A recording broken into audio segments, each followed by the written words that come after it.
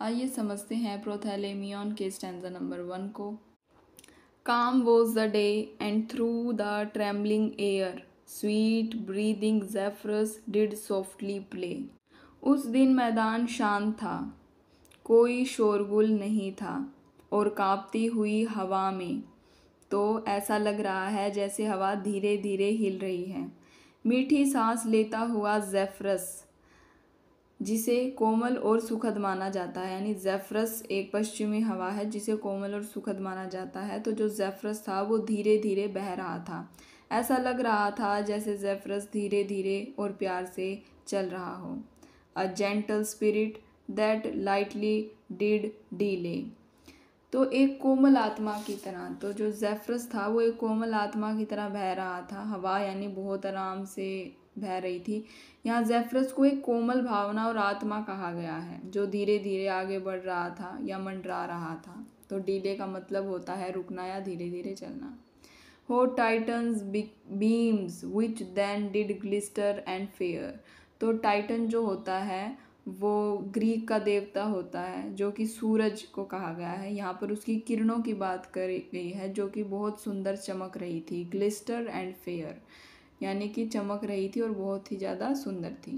When I whom sullen care gloomy, यानी when I whom sullen care यानी जब मैं, जिसे उदासी भरी चिंता ने, यानी राजकुमार अपनी मानसिक स्थिति बता रहा है कि वह दुखी और निराश था।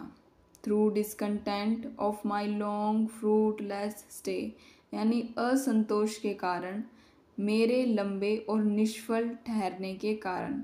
यानी कि जो राजकुमार को कहीं रुकना पड़ा है तो यानी वो यहीं पर है, जो ये भी ये सीन दर्शा रखा है, यहीं पर रुकना पड़ रहा है उसको और उसे लग रहा है कि ये जो ठहराव है उसका रुकना है वो बेकार और फलहीन है। ऐसा क्यों लग रहा है उसको, वो आगे देखेंगे।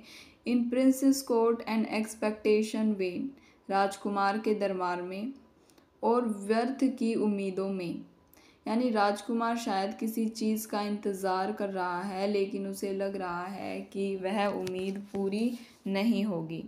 Of idle hopes which still do fly away, बेकार की उम्मीदों में जो हमेशा उड़ जाती है यानी कभी पूरी नहीं होती। Like empty shadows did afflict my brain, यानी खाली परछाइयों की तरह मेरे दिमाग को परेशान कर रही थी, यानी राजकुमार की निराशा उसके मन को सता रही थी। Walk forth to ease my pain, मैं बाहर घूमने गया अपने दर्द को कम करने के लिए। राजकुमार अपनी उदासी से राहत पाने के लिए टहलने निकला था। Along the shore of silver streaming Thames, along the shore यानी किनारे के साथ साथ, चांदी की तरह बहती हुई थेम्स नदी, यानी जो थेम्स नदी थी वो ऐसे लग रहा था उसका पानी जैसे चांदी हो। थेम क्योंकि उसके रिफ्लेक्शन की वजह से। थेम्स इंग्लैंड की एक प्रमुख नदी है और यहाँ उसकी जो चमक को चांदी से कंपेयर किया जा रहा है, चांदी के जैसा बताया जा रहा है। Whose rutty bank the which his river hems, यानी जिसका किनारा जो कि खुरदरा है। रटी का मतलब खुरदरा। The which his river hems, यानी जो उसकी नदी को घेरे हुए है। हेम्स का मतलब घेरे हुए।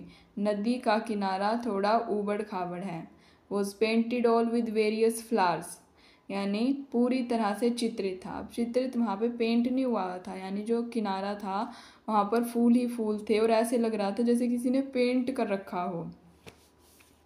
And all the meadows adorned with dainty James, जो भी घास के मैदान जो भी होते हैं वो बिल्कुल फूलों से भरे हुए थे। जेम्स यानी वहाँ पर हीरे जवाहरात नहीं, फूलों को यहाँ पर फिर से जेम्स कहा गया है। फूलों को कीमती रत्नों की तरह दिखाया गया जो कि सुंदर हैं।